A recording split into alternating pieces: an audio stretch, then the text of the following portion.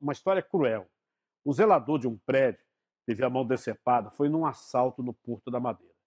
Ele foi agredido com um golpe de facão por um dos criminosos. E tudo porque ele não quis dar a bicicleta dele para a dupla. O porteiro do prédio prestou os primeiros socorros à vítima.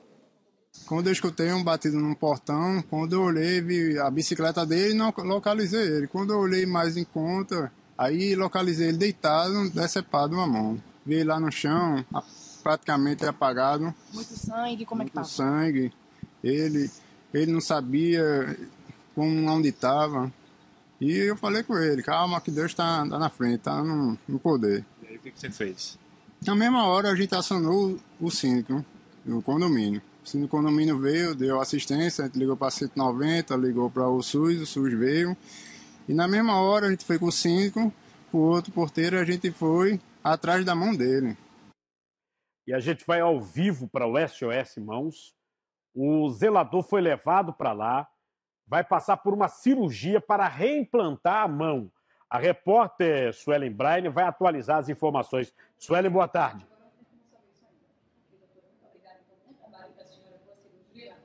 Pois é, Casdão, muito boa tarde para você, boa tarde para todo mundo. História muito triste, né? Bárbara, a gente pode dizer assim. Esse zelador ele já subiu para o bloco cirúrgico há mais ou menos uma hora, estava se preparando, a hora que a gente chegou aqui no hospital, já para tentar fazer esse reimplante de mão. Pelo menos 4 médicos vão participar dessa cirurgia, que também corre o risco de não dar certo. Obviamente que a gente fica nessa torcida para que ele consiga ter a mão dele de volta, né? A gente vai conversar agora com a doutora, a cirurgiã, né, Lécia Lima, que também vai participar da cirurgia. Ela está aqui só para atender a imprensa e passar detalhes do estado de saúde desse zelador de 53 anos. Doutora, passa para a gente, atualizando o estado de saúde dele. Muito boa tarde.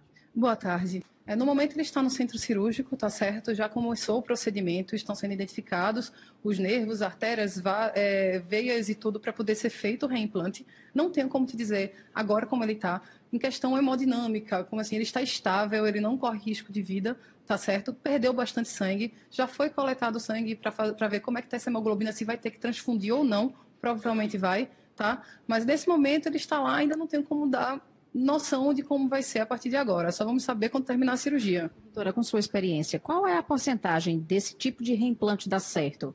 Então, te falar um número exato é muito difícil, tá certo? Estatisticamente, não lembro de ter visto nenhum artigo que diga que 20%, 40%, 50%. O que acontece é que, realmente, o mecanismo de trauma que foi por uma facada fala a favor de a gente conseguir fazer isso, tá certo? Mas existem pontos negativos, que é a questão do tempo que demorou para chegar aqui. Isso dificulta um pouco, porque já tem uma lesão por isquemia na mão. Isquemia é quando falta sangue. Então, assim, já estava muito tempo sem sangue, isso atrapalha o resultado. Mas a gente está otimista, acreditamos que vamos conseguir fazer o reimplante, mas é uma coisa bastante difícil e vai depender também muito da condição física do paciente. Então, essa cirurgia é demorada, né, doutor? É uma cirurgia demorada. São vários procedimentos, é uma coisa de pelo menos umas 5, 6 horas, então realmente não dá para ter noção ainda.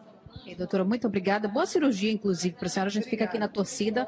Uma história lamentável, Cajuru, que a gente fica aqui acompanhando e torcendo para que esse zelador fique bem. A gente volta com você. Eu falei sobre o coreano que teve as mãos reimplantadas, ele teve mais sorte, né? A gente ouvindo a médica, que a situação dele é mais difícil. A situação desse rapaz é mais difícil que a do coreano. Essa aí é a cirurgia do coreano. As 2 mãos que foram amputadas no navio, ele conseguiu reimplantar, tá? Mas vamos torcer, a gente vai atualizando ao longo do programa.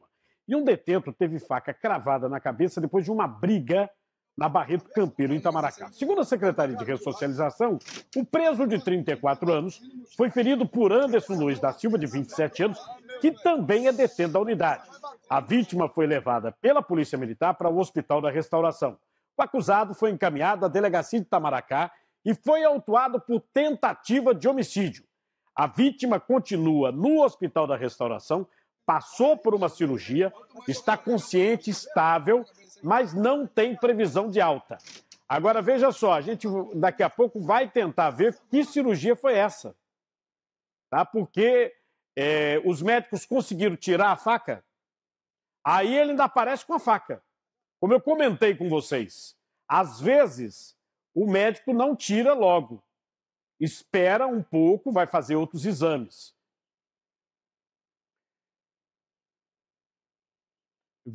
Veja vocês, daqui a pouco, por favor, produção, me informe se tiraram ou não tiraram a faca.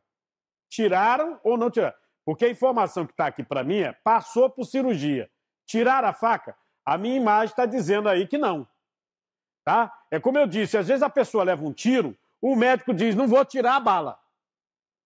E leva tempo, e às vezes não tira nunca a bala, porque o próprio organismo, ele cria um invólucro no projétil, e é um ponto difícil de se mexer. O paciente corre mais risco até de morrer se for mexer naquele lugar. No caso aí, a imagem é impressionante. A faca vai ficar aí. Nós tivemos pelo menos 2 casos aqui de criança. Teve a criança do espeto, lembra da criança do espeto? Que foi uma polêmica grande. Essa criança caiu em cima do espeto e o espeto transpassou o corpo da criança.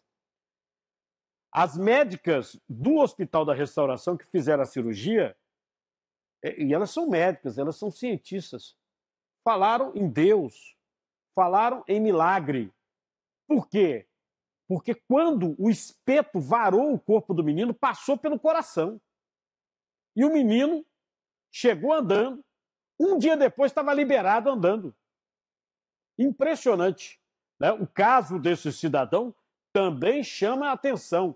Ele preso da penitenciária Barreto Campelo, o fato está sendo investigado, e ele levou uma facada na cabeça e a faca ficou cravada na cabeça dele.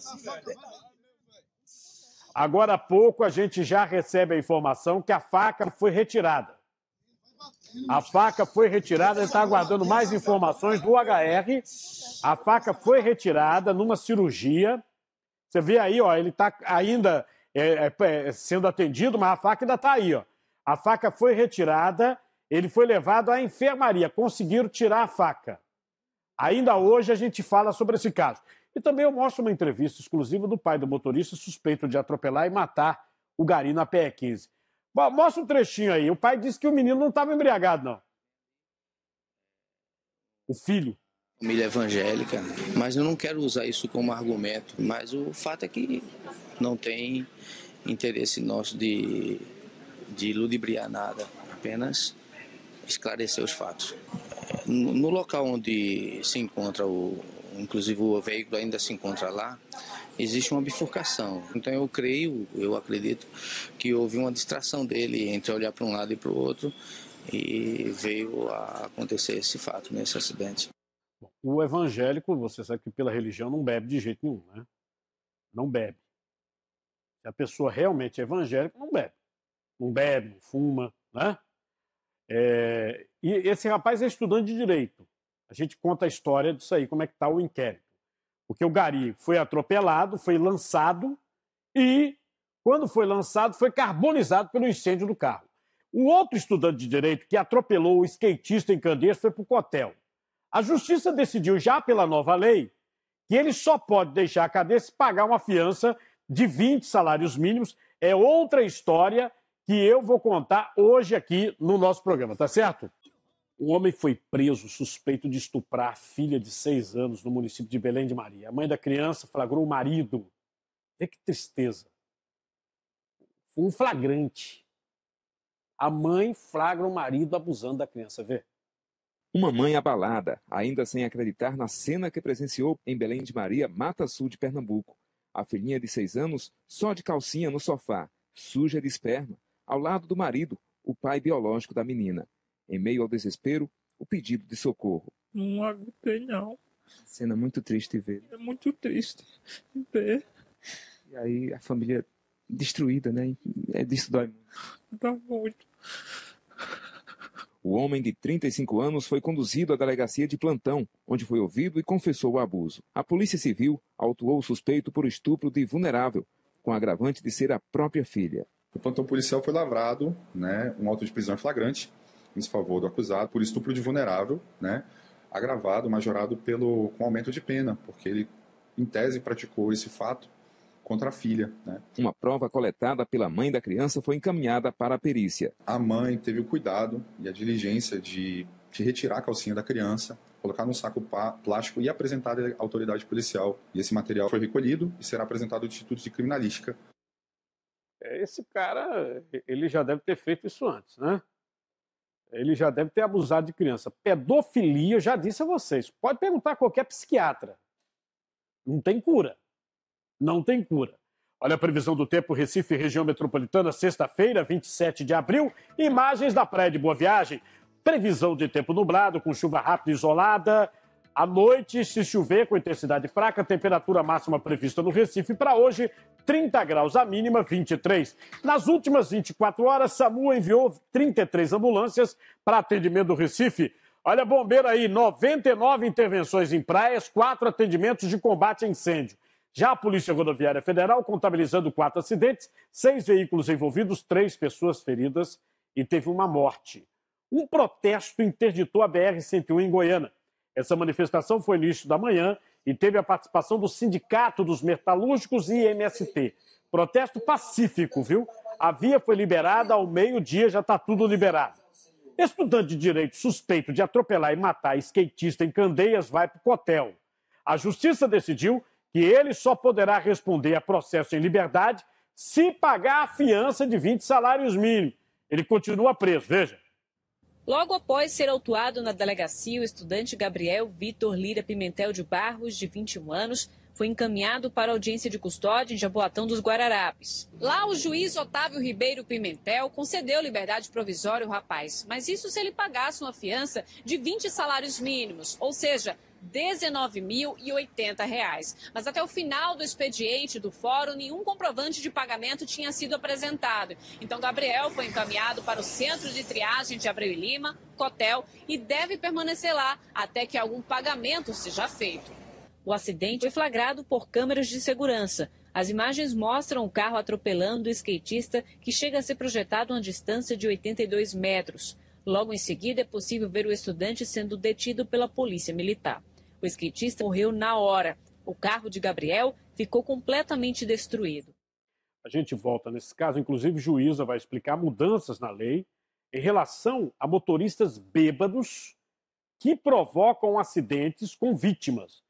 Como é esse caso aí? Porque a prova é testemunhal ou mesmo uma gravação, um vídeo, pode valer no tribunal. Ele se recusou a fazer o exame de bafômetro, mas o delegado mandou ele fazer o exame etílico no IML, né? Agora, ele poderia se recusar, e a gente não sabe exatamente como ficou. Mas para o delegado, ele já apresentava sintomas de embriaguez.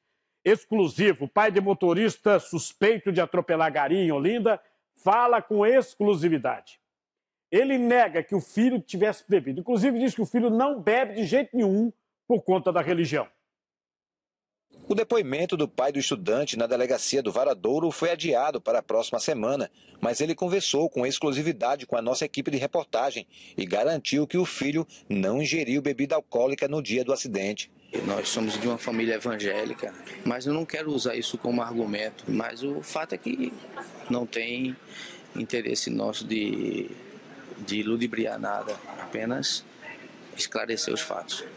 No local onde se encontra inclusive o veículo ainda se encontra lá, existe uma bifurcação. Então eu acredito que houve uma distração dele entre olhar para um lado e para o outro e veio a acontecer esse fato, nesse acidente. O gari Josafá Pereira de Azevedo, de 29 anos, trabalhava no caminhão do lixo no último dia 18, na PE 15, em Ouro Preto, Olinda, quando morreu após ser atropelado por um Jeep Renegade. O veículo ainda atingiu a traseira do caminhão e pegou fogo. O estudante de direito, de 29 anos, deixou o local após o acidente. O advogado do suspeito disse que ele só saiu do local porque se sentiu ameaçado. Esclareceu ao delegado que quando ele desceu, a intenção dele, já que o rapaz se encontrava, segundo ele, ainda estava com vida, então ele foi tentar exatamente o socorro. Quando ele desceu dali, que foi para frente tentar o socorro e tentar tirar a pessoa dali, já que notou que estava o veículo pegando fogo, as pessoas que estavam lá, o motorista do carro do lixo, juntamente com os outros 2 garis, foram para agredi-lo. Ainda segundo o advogado, o estudante se apresentou à delegacia no dia seguinte ao acidente, mas foi liberado. Me informaram que naquele dia não seria possível, pois o boletim de ocorrência sequer tinha chegado lá, já que tinha sido com o plantão e não tinha chegado na permanência. E a Polícia Rodoviária Federal intensifica a fiscalização por conta do feriado do trabalhador, né? Vem aí o Dia do Trabalho, Dia do Trabalhador, 1º de maio. Antes de sair de casa, motoristas precisam ficar atentos, até porque se vai viajar, e aí, os itens de segurança, acompanhe. Até terça-feira, as equipes vão estar em vários pontos das rodovias federais que cortam o estado. Por causa do mau tempo dos últimos dias, a expectativa da Polícia Rodoviária Federal é que o movimento seja maior na BR-232, que leva os motoristas para as cidades do Sertão e do Agreste, do que na BR-101, caminho para as praias do litoral sul. Mas seja qual for o destino, é importante sempre lembrar dos cuidados para evitar acidentes, principalmente se estiver chovendo na hora da viagem. Então a gente pede que o condutor mantenha a distância segura do carro da frente, em caso de aquaplanagem, segurar firme o volante, evitar freadas bruscas e principalmente reduzir a velocidade. No ano passado, a PRF registrou 59 acidentes em rodovias federais durante o feriadão do Dia do Trabalhador, que teve um dia a menos que esse ano. 32 pessoas ficaram feridas, 7 morreram. Entre as principais causas de acidentes estão excesso de velocidade, a combinação de álcool e direção, a falta do uso de cinto de segurança e do capacete no caso dos motociclistas. Isabel Cristina está de brinquedo, você está dizendo para eu dançar um forrozinho, porque você soube que eu sou um pé de valsa. Carinhosinho é durinho que só desgasta, a mulher dele já vive reclamando. Você é muito duro, Carinhoso. E de uma coisa fique certo, amor, a porta vai estar sempre aberta, amor. Carinhoso é durinho. Aliás, estava vendo a programação de Caruaru, né? O Safadão vai voltar para Caruaru, velho. Depois daquela polêmica toda, né? Vai ter Safadão em Caruaru com leite condensado e tudo. Quem olha pra mim não vê maldade, maldade só na hora do prazer. E daí se você é gostosa, se você sobe e desce na festa, se você tá pirando que aquilo lá não me interessa. Sabe por quê? Eu não te largo. Você faz gostoso, ainda põe leite condensado. Sabe por quê? Deve ser um negócio danado, porque tá o terceiro filho agora. Né? Daqui a pouco as atrações do final de semana, e tem muita coisa boa. Cinema também, viu? O estudante de direito preso por atropelar skatista em Candeias. Muita gente já está comentando esse caso e falando sobre a nova legislação, a questão da fiança. Porque ele não teve dinheiro para pagar a fiança, né? Mas se você tiver dinheiro para pagar a fiança, você não vai ficar na cadeia. A fiança dele dá R$19 mil, quase 20, né? Pela nova lei, pelo jeito não, né? O rapaz que é estudante de direito, ele está no cotel, ele foi autuado dentro da nova lei, homicídio culposo, é a nova lei que entrou em vigor semana passada. Juíza explica o que mudou na lei. Uma dessas mudanças é a que a fiança deixa de ser arbitrada pelo delegado e passa a ser determinada pelo juiz. A outra é o aumento das penas. Anteriormente, o que é que nós tínhamos? Homicídio culposo, nós tínhamos pena de detenção de 2 a 4 anos. Com a alteração da lei, nós teremos agora para o homicídio culposo penas de 5 a 8 anos, penas de reclusão. E no caso de lesão corporal, culposa de natureza grave ou gravíssima, anteriormente nós tínhamos pena de 6 meses a 2 anos de detenção e hoje nós temos a pena passou a ser de 2 a 5 anos de reclusão também. O motorista condenado também perde o direito de dirigir novamente. Outra mudança da lei é que algumas manobras perigosas no trânsito se transformaram em crimes. O racha já estava previsto, mas hoje o que foi que acrescentou? O que foi que a lei acrescentou? Aquelas manobras que a gente pode chamar o cavalo de pau, né? Ou então você empinar a moto e ficar somente em uma das rodas em via pública. Você viu aí que está entrando na legislação diversas coisas, inclusive esse negócio de racha. Nós tivemos, no último dia 16, um fato no interior que chama a atenção, que 2 rapazes resolveram fazer um racha, o pessoal torcendo, gritando, aí eles de moto bateram lá na frente. Morreram os dois. Vamos pro final de semana? O que é que tem nesse feriadão, hein? Música, veja aí. E assim nós vamos namorando, e teu corpo vai me seduzindo. Hoje à noite, a banda Sedutora se apresenta no 100% Brasil. O show é a partir das 6 da noite. Ingressos R$15. Tem Geraldinho Lins no Mini Deck Bar em Olinda, às 10 da noite. Ingressos R$30. E de uma coisa fique certa, amor. A porta vai estar sempre aberta, amor. Também às 10 da noite tem o Forró de Primeira com Lara Amélia, Flávio José e Jorge de Altinho. É no Itaipava 14, próximo ao Marco Zero do Recife. A porta vai estar sempre aberta, amor. No sábado, a Cachaçaria Tradição no bairro das Graças abre as portas para a banda de boa Felipe Gabriel e Marília Marques. Kelvis Urânia é uma das atrações da primeira edição do Poço Sunset, no Casarão do Poço, no Poço da Panela. Ingressos a partir de R$60. No domingo tem tarde dançante no Clube Ferroviário de Afogados, a partir de 1 da tarde com André Nunes, Conde Sobrega e Zezo, Príncipe dos Teclados. Ingressos R$20. Me apego a outro corpo, só que por dentro eu estou morto. Sem você eu já morri. Isso dói até na alma, né? E agora, olha, daqui a pouquinho, olha só para onde a gente vai.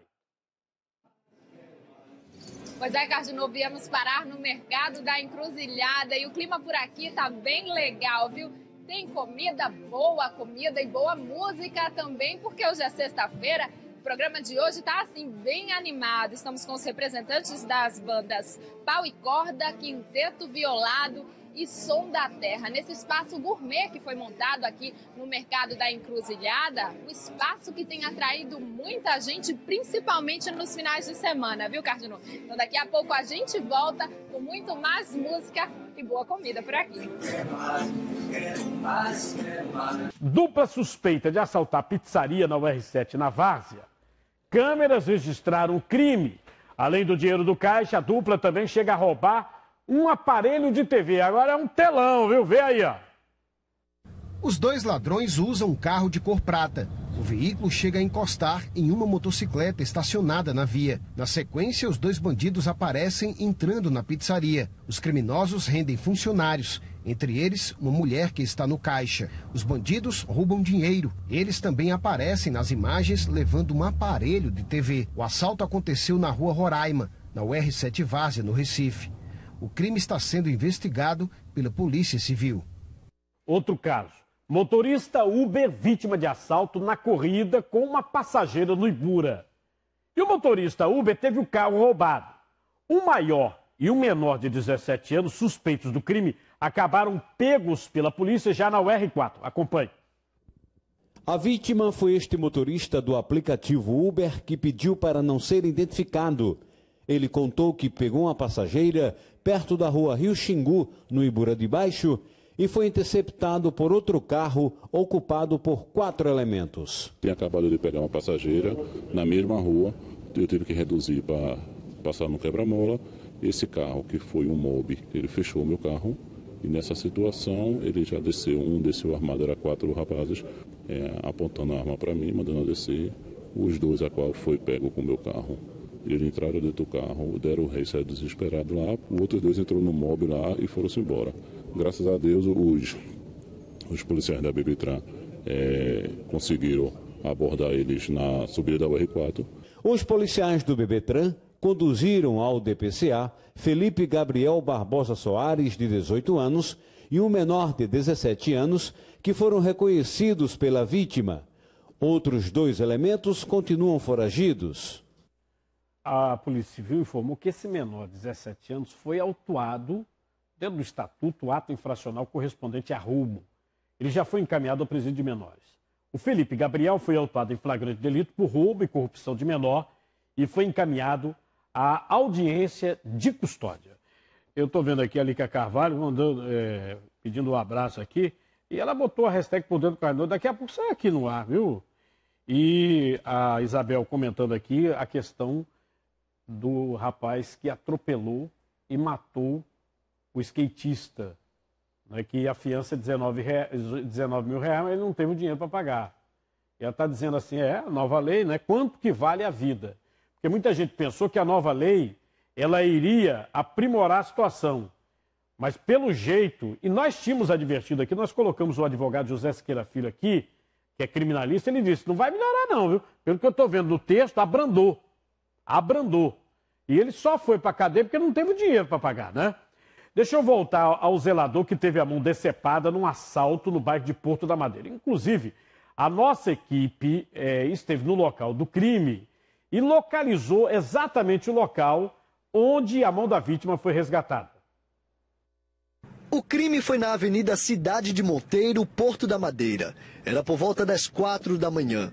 O auxiliar de serviços gerais de 53 anos estava seguindo para o trabalho nessa bicicleta. Quando passou por esse ponto, ele foi surpreendido por 2 homens que anunciaram o assalto. Testemunhas contaram que os bandidos estavam armados com a faca e um facão. Eles teriam pedido a bicicleta. O zelador reagiu à ação, tentou fugir. Foi quando um dos suspeitos deu um golpe com o facão, que acabou decepando a mão esquerda da vítima. Testemunhas contaram que após o assalto, o zelador continuou o percurso, seguiu para o trabalho. Quando chegou lá no condomínio, ele acabou desmaiando. Os colegas o socorreram. Depois, outras pessoas voltaram aqui ao local do crime e encontraram a mão da vítima nesse ponto. Também levaram às pressas para o hospital. Seu Severino conta que o irmão sempre costumava ir mais cedo para o trabalho. Sai de casa assim de 3 horas da manhã, porque ele fica sentado ali no casarão ali, sentado, né? Dá um cafezinho de casa, toma um café, fica sentado ali. Sei que a área ali é muito perigosa, a área de risco. Eu sempre dizia, ele não passa ali fora de hora, que o horário está muito cedo para você passar. E sempre ele, cabeça dura, e não queria ir por mim. Os colegas também davam conselho para ele não passar naquela ponte, que dá assalto todo dia, toda hora. Os caras ficam debaixo da ponte, para esperar quem passa. A família do zelador e os colegas de trabalho estão revoltados com tanta crueldade. Maldade mesmo. Fizeram com ele. Tem que investigar, precisa investigar, né?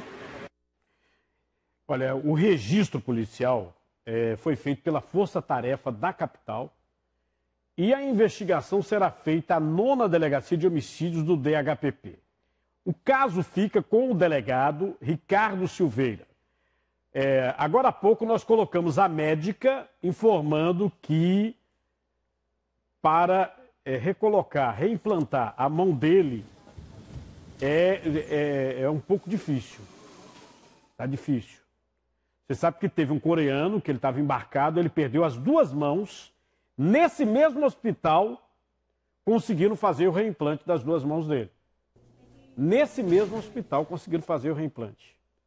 Você está vendo a cirurgia? Ó, olha ele com as mãos reimplantadas, está vendo? Isso aqui, ele é um coreano. Foi aqui, nesse mesmo hospital, onde esse rapaz que foi assaltado foi levado. Olha, ele sorrindo, né? Feliz da vida. Esse é o rapaz que teve a mão cortada.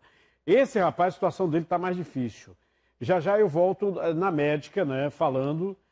começou lá o procedimento, mas nós temos aqui no arquivo aqui o que ela disse. Esse procedimento geralmente demora, viu, gente? Não é coisa assim de uma hora para outra, não, tá? E aquele rapaz que levou a facada cravada na cabeça, ele foi atingido por um preso na Barreto Campelo, penitenciário que fica na ilha de Itamaracá. Ele passou por cirurgia e o HR acabou de informar que retiraram a faca. Ele se encontra nem na UTI, viu? Ele está na enfermaria. Retiraram a faca, conseguiram tirar a faca. Você vai ver daqui a pouquinho arrombamentos de carros em Bairro Novo, em Olinda. Motoristas preocupados. Imagens de câmeras mostram os bandidos agindo em plena luz do dia. Deixa eu voltar ao vivo no Mercado da Encruzilhada. A Diana Monteiro está lá. Diandra. Olá, Cardinô, muito boa tarde para você, para quem nos acompanha. Isso mesmo, espaço gourmet aqui no Mercado da Encruzilhada. São muito bacana para este fim de semana, também para o feriado que está se aproximando. E olha só, encontro de gigantes por aqui. Boa música, vamos ouvir. Meu rancho pela vida da cidade, vendi as terras, só fiquei com a saudade. Vendi meu gado, meu cavalo, alazão. Pensei que me transformava, mas não me acostumo não. Vendi meu gado, meu cavalo, alazão. Pensei que me transformava, mas não me acostumo não. Muito boa tarde, obrigada pela participação de vocês. Boa música nessa sexta-feira. Primeiro eu vou pedir para cada um se apresentar aqui pra gente. Vamos lá. Eu sou o Rominho, da Banda Som da Terra. Zé Carlos, da Banda Som da Terra. Seu Caíto. Eu sou Marcelo Melo, do Quinteto Violado, E a banda de pau e corda não está aqui, mas a gente pode dizer que o Quinteto Violado deu o nome à banda de pau e corda no início dos anos 70 e a gente trouxe aí uma levada muito interessante de tratamento da música nordestina. Então nós estamos juntos aí amanhã, vocês não podem perder. O que é que as pessoas vão poder acompanhar nesse show de amanhã? Vamos dar uma palhinha então para o pessoal. Então vamos lá. Marcelo, o que é que você vai fazer aí pra gente? Quero mais, Ciranda eu quero mais, Ciranda eu quero mais. Foi lá na beira do mar, de Olinda ou de Candeia, que eu vi um cirandeiro na ciranda cirandar. Falava em cores e flores, na trança dos seus amores, e no roda, roda, roda, traz gosto de quero mais. Quero mais, ciranda eu quero mais. Então, nós vamos ter ciranda, vamos ter cavalo encontro marinho, de gigantes por vamos aqui. ter baião, shot, chachado, frevo. Vai ter toda uma representatividade da música nordestina nos seus vários ciclos culturais que nós temos, desde a época do Natal, dos pastoris, a época do São João e também do Carnaval. Então, para a gente encerrar essa participação, vamos de mais música. Então vamos lá. O que é que a gente faz aqui na música? Vamos mostrar aqui, ó. O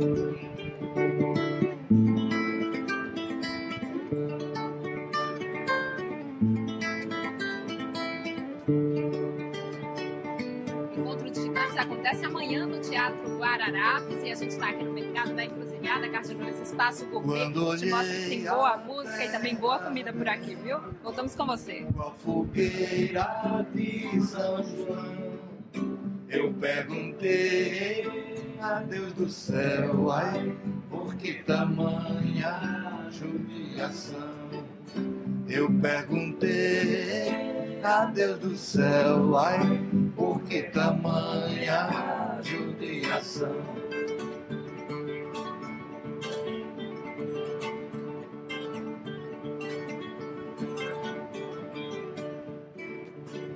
Até mesmo a asa branca bateu asas do sertão.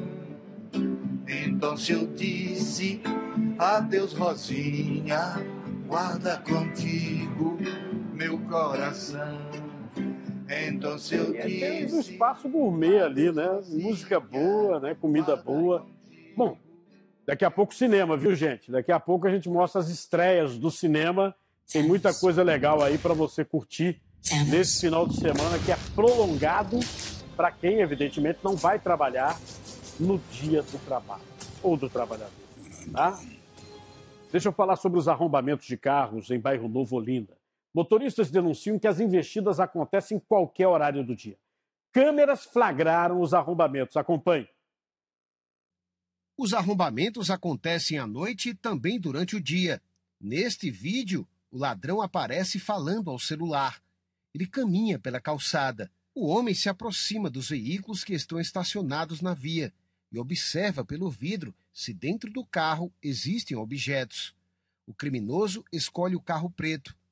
Ele quebra o vidro do automóvel e furta uma bolsa. Neste outro vídeo, o suspeito aparece agindo durante a noite. Observe que ele sai de um carro branco. O ladrão caminha pela calçada e, na sequência, se aproxima de um dos carros estacionados. O homem consegue quebrar o vidro de uma das portas traseiras e leva uma mochila que está dentro do veículo. Em outra ação, o suspeito consegue abrir a porta do carro e leva um notebook. Os arrombamentos aconteceram na rua Doutor Manuel de Barros Lima, em Bairro Novo, Olinda. Um dos carros pertence a este comerciante, que prefere não ser identificado. Ele estava trabalhando quando foi vítima do ladrão. Esse cara chega aqui e ele começa a olhar todos os carros que tem pertence dentro, que interessa a ele, ele arromba. No caso meu, né, que é um pertence, tem uma bolsa. Provavelmente ele pensava que tinha algum produto eletrônico dentro da bolsa, mas só que tinha só material de trabalho. Vou botar o disco denúncia, porque se alguém reconhecer esses caras, às vezes é vizinho de alguém aí, né? Então liga para o disco denúncia, não precisa se identificar e ajuda a polícia. A PM informou para a gente aqui que a denúncia desses arrombamentos foi encaminhada ao comando da unidade e que as rondas no local serão intensificadas. Agora, esse tipo de ladrão, tá, é Polícia Civil e investigação. Você vê claramente, o sujeito mete a mão no carro, se levar o carro, por exemplo, para fazer perícia, vai pegar a impressão digital do sujeito, amanhã ou depois, ó, foi você, não tem como ele dizer que não foi, e ele vai acabar sendo preso. Né? Então, também investigação, não é só o policiamento ostensivo, não, tá? Olha, um artesão é esfaqueado durante assalto no centro do Recife. Durante a investida, a vítima reagiu, mas não conseguiu conter a fúria do assaltante. Veja. O artesão de 44 anos foi esfaqueado durante um assalto na Rua das Calçadas, no centro do Recife. Testemunhas contaram que ele, que trabalha no local, tinha acabado de guardar o material nesse prédio, quando o suspeito armado com a faca anunciou o assalto. A vítima reagiu, foi atingida no peito e levada para o Hospital da Restauração. Esse amigo, que também trabalha com artesanato, ajudou no socorro. Ele só conseguiu me contar que quando ele entrou dentro do quarto, o rapaz já foi empurrando ele, disse que era um assalto, aí pegou, ele já reagiu. E que ele reagiu, o rapaz já pegou, começou metendo um punhal nele. Aí ele foi ficando fraco, tomou o punhal do rapaz, mas não teve força para meter no rapaz também. O rapaz tomou dele de novo e começou só aguentando ele dentro do quarto. Ele chegou a cair tudinho. Aí o rapaz pegou e saiu na carreira. Na hora do desespero, soltou o punhal na escada. É que ele conseguiu roubar? Conseguiu roubar. Tirou a bermuda dele, deixou ele só de cueca, levou a bermuda com os pertences dele tudinho. Com o celular, a carteira. O ladrão leva até a bermuda, né? Ainda esfaqueia a vítima. O rapaz está internado no Hospital da Restauração, passou por exame, está consciente, estável, mas não tem previsão de alta. A delegacia da Rio Branco é que vai ficar com a investigação deste caso. E a gente vai, daqui a pouco, trazer aí bem pertinho os arrombamentos dos restaurantes. Você sabe que existe toda uma campanha para aproveitar essa área do centro do Recife, que é uma área histórica. Né? Então, um cara, quando resolve botar um restaurante, fazer um negócio aí, ele está investindo numa área histórica que geralmente tem que fazer reforma. Aí os bandidos chegam lá e arrebentam com tudo. Tá desse jeito, viu? A polícia investiga a venda de caixas de som e fones de ouvido falsificados no centro do Recife. Em 6 lojas do centro do Recife, já apreenderam cerca de 3 mil produtos. Parece que é de marca, mas não é. Tá certo? Não é de marca. É falsiê, genérico. Diz lá na tarde, a bateria dura 6 horas. JBL. Não é JBL? É Belê. Daqui do Nordeste a gente fala do Belê. Aí o seguinte, quando o cara começa a tocar, daqui a pouco frio. O som estava bom, só durou uma coisinha. Você olha assim, tem até a caixa, parece verdadeira. Olha, da JBL. Tudo da JBL. Você sabe que esse negócio aí é caro. Né? Uma caixa da pequena é 400 contos, se for da grande é 900, 1.000 e lá vai o trem, né? Aí o cara chega lá no centro, compra tudo baratinho. A polícia apreendeu cerca de 3 mil produtos, vai fazer análise, isso aí tudo pode ser falso, tudo falsificado. Donos de 6 lojas foram intimados para prestar depoimento e a suspeita é venda de caixas de som, fones de ouvido, tudo falso. O vídeo fornecido pela Polícia Civil mostra agentes dentro de lojas de produtos eletrônicos. Nesta outra imagem, a mercadoria já aparece apreendida dentro da delegacia. A operação intitulada Som Limpo teve como alvo 6 lojas localizadas nas ruas Tobias Barreto, Dantas Barreto e 7 de Setembro, no centro do Recife.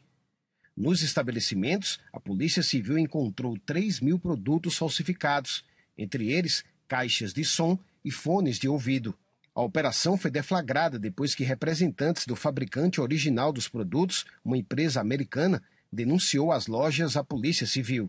A JBL alega que o produto não é dela, que não consta o selo dela e que os produtos falsificados, eles têm entrada USB e os produtos da JBL não têm. Durante a operação, ninguém foi preso, mas os donos das lojas foram intimados a, nos próximos dias, prestar depoimento. Segundo a polícia, eles podem responder por uso indevido de marcas, crime contra o direito autoral e contra a produção sonora. Para fazer um flagrante, é preciso que nós tenhamos um crime na mão.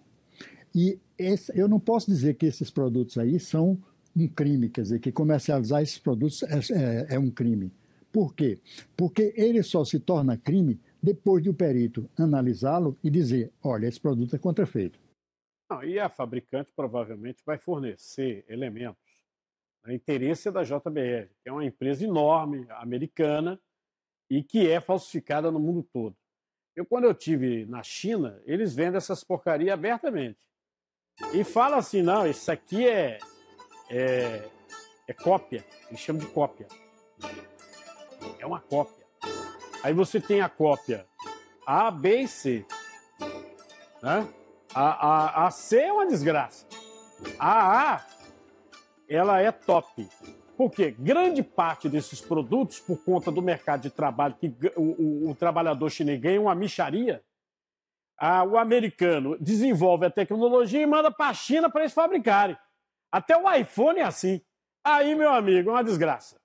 É uma desgraça. Né? Eles fabricam assim, um é meu, um é seu. Ou seja, um da JBL, outro é do China.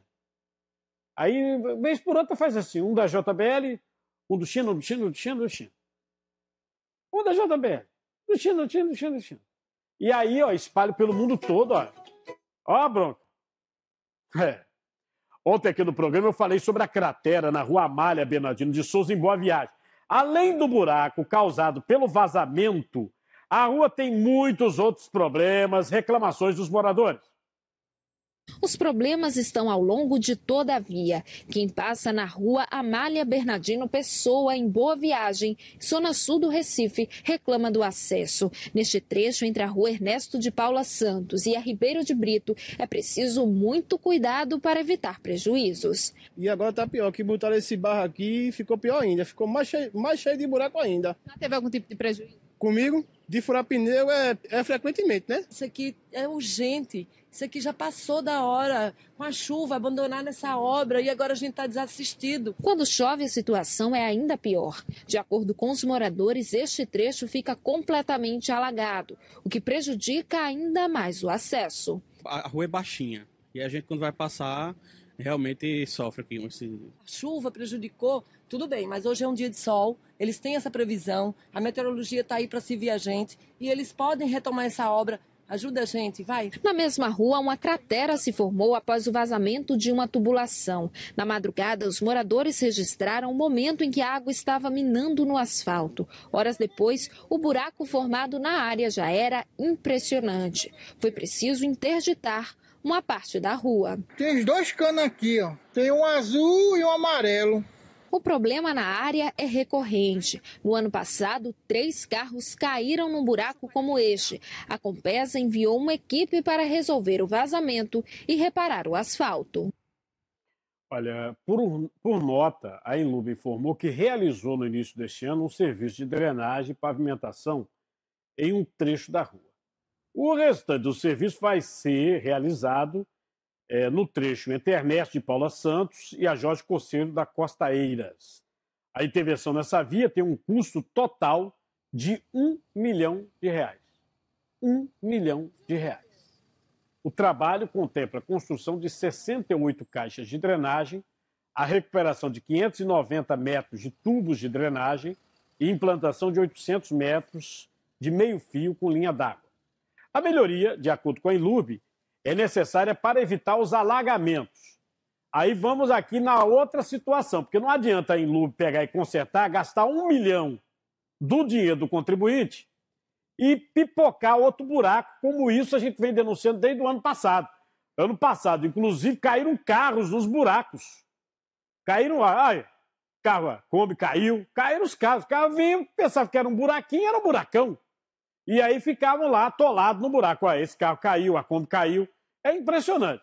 Então é o seguinte, não adianta fazer um serviço se a Compesa amanhã ou depois tem um cano que pipoca de novo ou vazou aqui, vou ter que abrir um buraco de novo, que isso aí está virando rotina, né? Aí a Compesa, em nota, disse que os serviços de pavimentação do trecho trabalhado só serão realizados quando a Inlub executar reparos necessários na rede de drenagem. Eu acho que a Compesa deveria conversar mais com a prefeitura. Aliás, são do mesmo partido, né, político.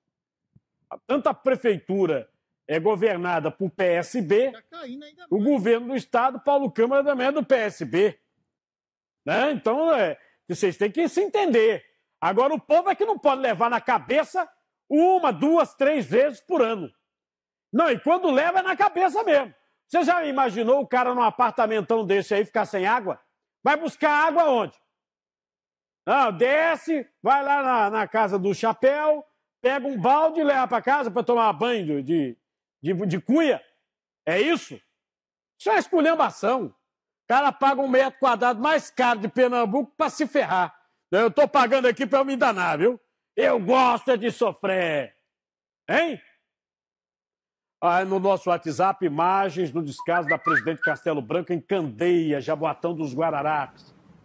Segundo as informações dos moradores, a Compesa fez uma obra que seria para melhorar o saneamento, mas depois do quebra-quebra, a rua ficou assim, ó.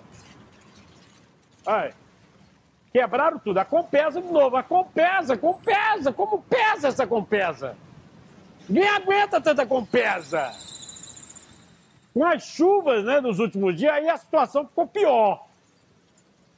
Bom, mandaram aí pelo Zap, o nosso Zap é esse. A Compesa informa que realizou uma obra de implantação da rede coletora de esgoto na rua Presidente Castelo Branco, em Candeia, Jaboatão. Em virtude do período de chuva, não foi possível realizar a reposição do asfalto. Mas a companhia vai enviar uma equipe no local para melhorar as condições da via de forma provisória. De forma provisória. Ó, presta atenção ao serviço. Eu estou vendo aqui. Você já estava pensando em pagar a conta de luz, né? Mais cara, né? Juiz federal suspendeu o aumento de 8,89% da conta de luz de Pernambuco. Juiz federal. Por que ele suspendeu? Ele disse assim, feito mineiro. Uai! A inflação ano passado foi 2,95. Como é que vocês querem 8 e lá vai o trem? Quase 9. Uai! Aí o doutor Frederico José Pinto de Azevedo determinou que o reajuste fique restrito à inflação de 2017. Ou seja, 2,95%. Daqui a pouco, a Polícia Federal destrói 30 mil pés de maconha no sertão do estado. Quem foi que contou isso aí? Foi você, Silvio? Você contou? Não, porque podia ser 30.001, 30.002, né? 30.501. Você contou esses pés de maconha? A gente sabe que é feito por estimativa, viu? A quantidade de maconha daria para 10 toneladas de chibaba.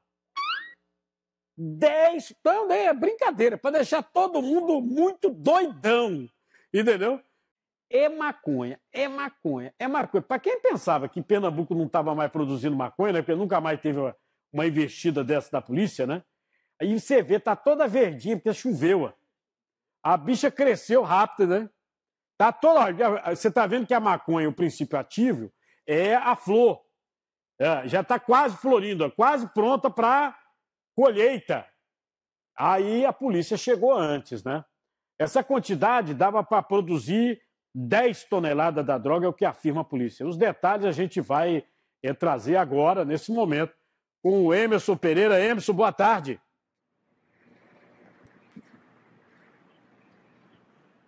Oi, Cardinô, boa tarde. É o seguinte, essa operação foi realizada ali numa região do sertão conhecida como Ibó, no município de Salgueiro. Foi um trabalho detalhado de investigação, quando os policiais federais, também com o apoio da Polícia Civil, as equipes do DENARC, chegaram nesse terreno, encontraram 30 mil pés de maconha.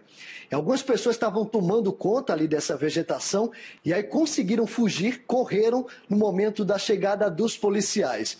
A gente está aqui com o Giovanni Santoro, chefe de comunicação da Polícia Federal, para falar sobre esse assunto.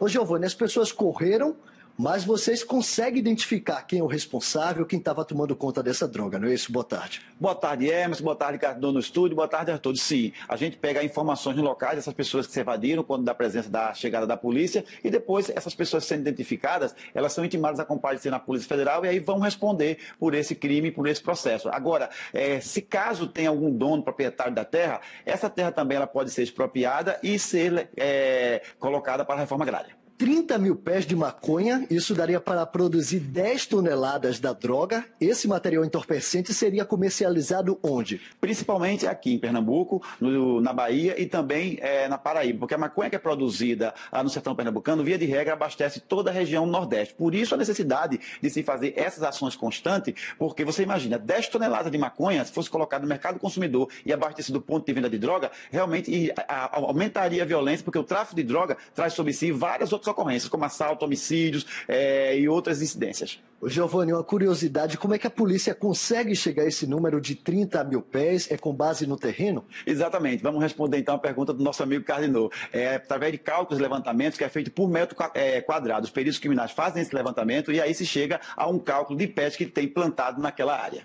Porque, Giovanni, a gente agradece as informações. Eu volto com você aí no estúdio, Cardinô. De qualquer maneira, a gente podia, né, Lulu, da próxima vez mandar Charlie para lá, né?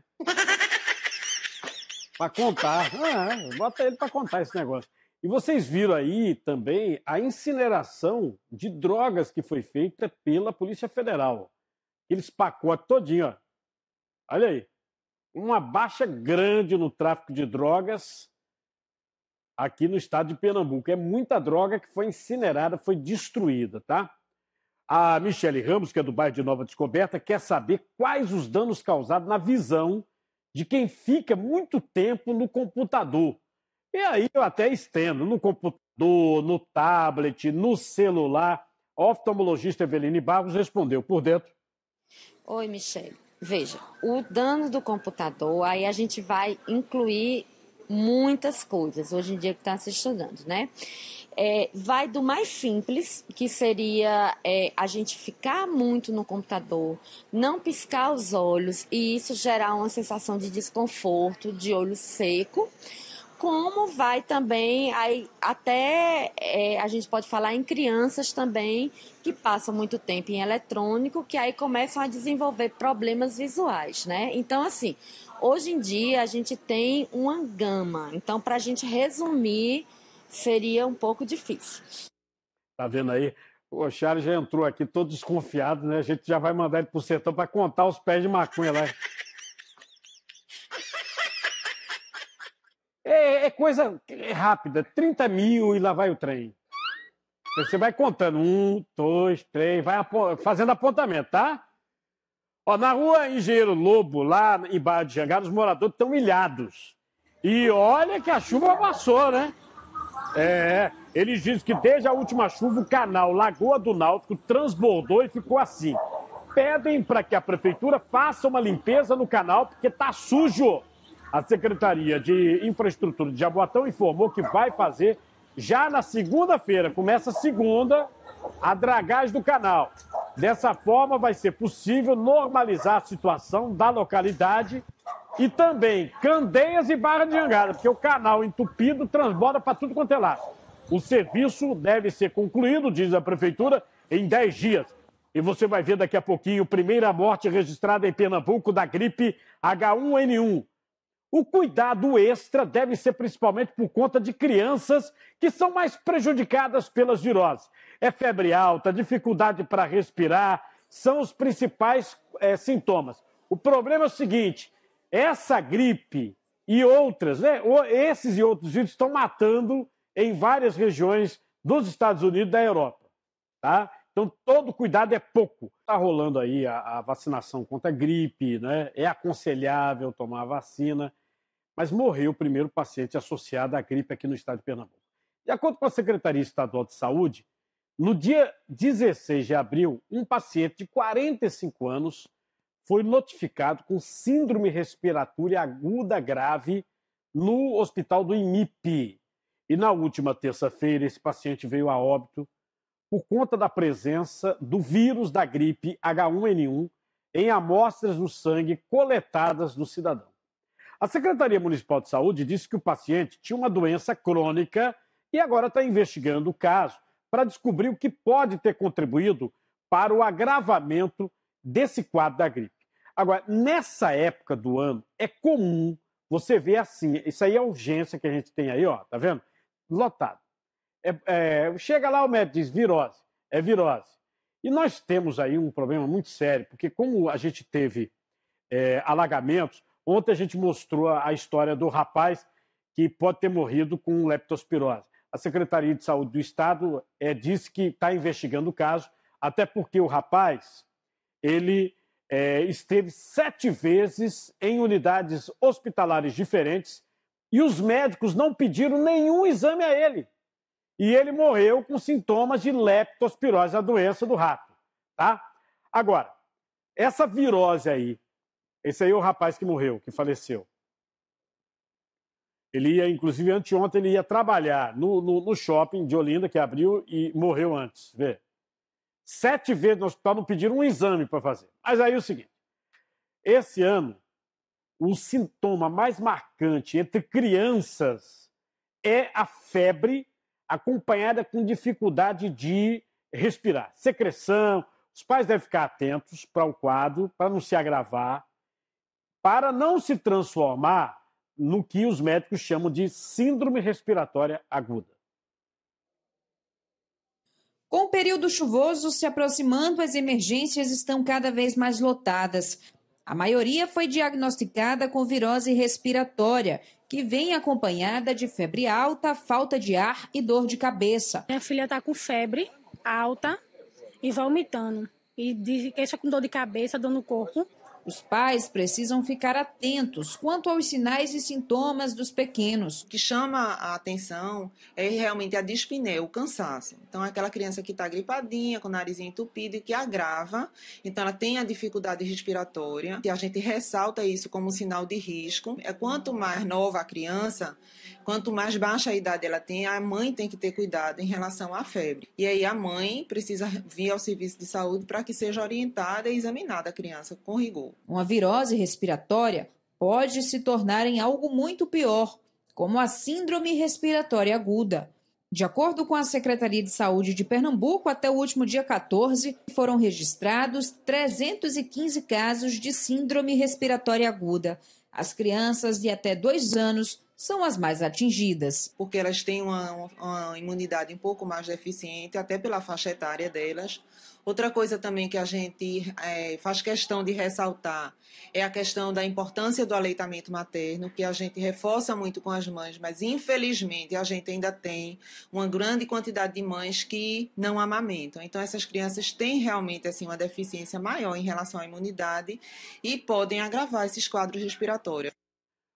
Pessoal falando aqui sobre a vacina no setor privado, né? A pessoa às vezes não consegue no setor público, quer tomar a vacina. Está aproximadamente R$130, viu, a vacina contra a gripe, tá? A Prefeitura do Recife e moradores de áreas de risco se unem para acabar com o problema nos morros. É o programa Parceria e já tem mais de 70 obras nas áreas de deslizamentos. Veja. Há 8 anos, Dona Ana mora nessa casa, no Alto do Buriti, Macaxeira. Ela conta que a barreira que fica ao lado da residência sempre apresentou risco de desabamento. Dona Ana procurou a Defesa Civil do Recife e foi inserida no programa Parceria. Ela ganhou os materiais de construção e a própria família se juntou para executar a obra. Meu marido caiu com a mão de obra. Ele começou a fazer a obra sozinho, depois ele contratou um pedreiro para fazer. Você ajudou também no que podia? Também, a gente carregou barro, tudinho. Mas todo mundo botou a mão na obra. Hoje, outras casas no Alto do Buriti receberam a visita de técnicos da Prefeitura. As equipes colocaram lonas em algumas barreiras e verificaram quais pontos precisam que seja feita a construção de um muro de arrimo. Aqui atrás uma obra do muro de arrimo grande que a gente fez, dá para ver uma geomanta aqui na frente e a gente está em cima aqui de uma obra de parceria. Essas são as 3 formas da gente trazer a infraestrutura que traz a segurança para quem mora na área do morro. De acordo com a Defesa Civil, atualmente há outras 76 obras de construção de encostas em andamento no Recife, todas através do projeto Parceria. Nós entramos com o projeto a engenharia, o engenheiro projetando tudo. A gente entra com o acompanhamento técnico, estando aqui, acompanhando a família, fazendo essa produção. A gente acompanha, dando todos os materiais necessários para que a obra seja feita. E a população, o que é que ela entra? Ela entra única e exclusivamente com a mão de obra. Olha, presta atenção, você pode solicitar uma vistoria se a sua área for de risco. O telefone é 0800 081 3400. Olha o telefone na tela, tá certo? Uma história que teve um final feliz. Quem é pai, quem é mãe, sabe que engasgo de criança é difícil você passar com uma criança, né, ao longo da vida dela sem que a criança tenha um engasgo. Às vezes ela própria se desengasga, às vezes não, precisa de ajuda. E essas orientações são fundamentais. Por telefone, bombeiro dá orientações e salva a vida de um bebê. Tudo gravado, a gente vai mostrar, foi em Paulista, veja.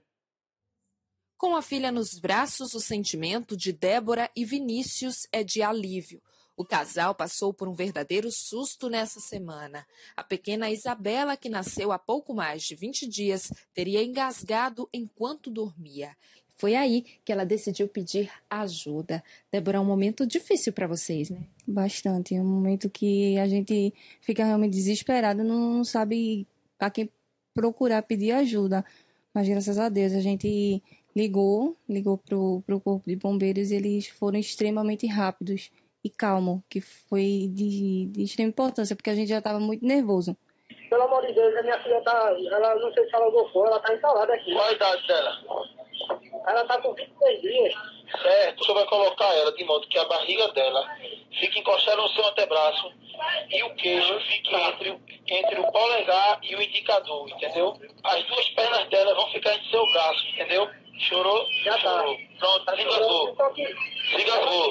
Do outro lado da linha, quem passava as orientações era este soldado do Corpo de Bombeiros, que fez questão de conhecer a família de perto. É bastante gratificante a gente perceber e ver que deu tudo certo, né? Que mais uma vida foi salva.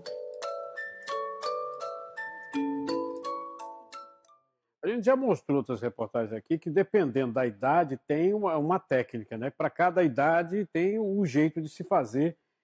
Tanto é que o soldado perguntou logo a idade da criança. Aí mandou posicionar da maneira correta, né? Veja só o que está acontecendo no bairro do Recife. Arrombamentos nos estabelecimentos comerciais. Isso acontece na madrugada. Teve restaurante que foi alvo de bandidos 3 vezes na mesma semana.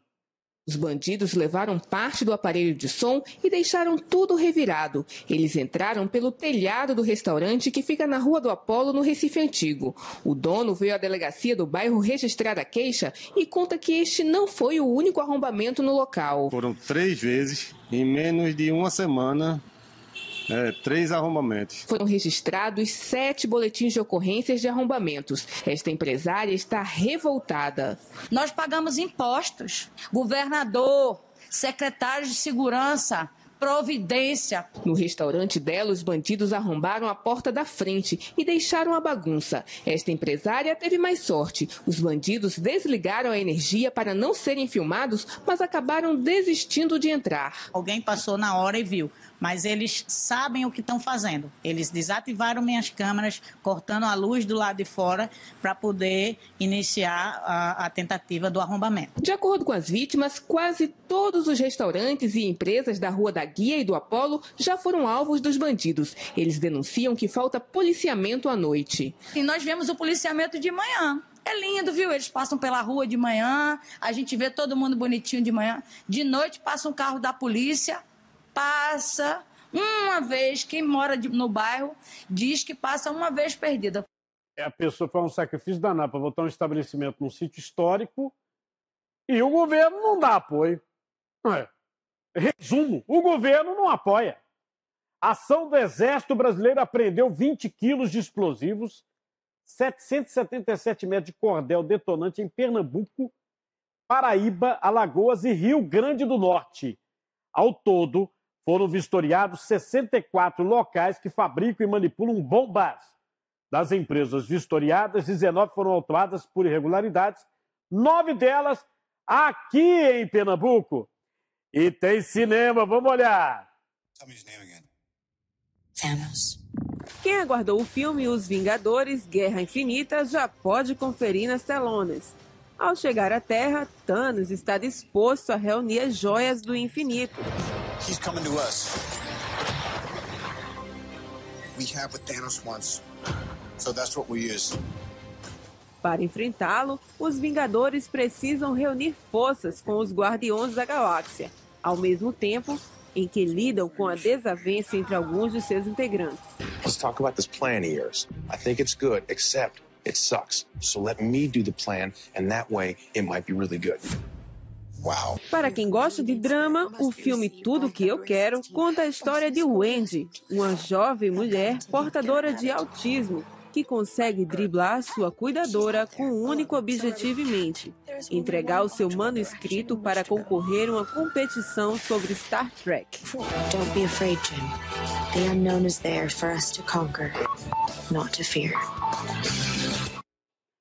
Olha, atenção, a gente teve um assassinato hoje pela manhã em Candeias, Jaboatão, e segundo a polícia, a vítima foi identificada como Wellington e estava numa caminhonete na rua Cuiabá. Ele foi atingido por tiros. Testemunhas informaram que os suspeitos estavam com máscaras e deram vários disparos com armas de grosso calibre. Neste momento, equipes aí do Instituto de Criminalística estão no local já realizando uma perícia. Muito obrigado aí, bom final de semana.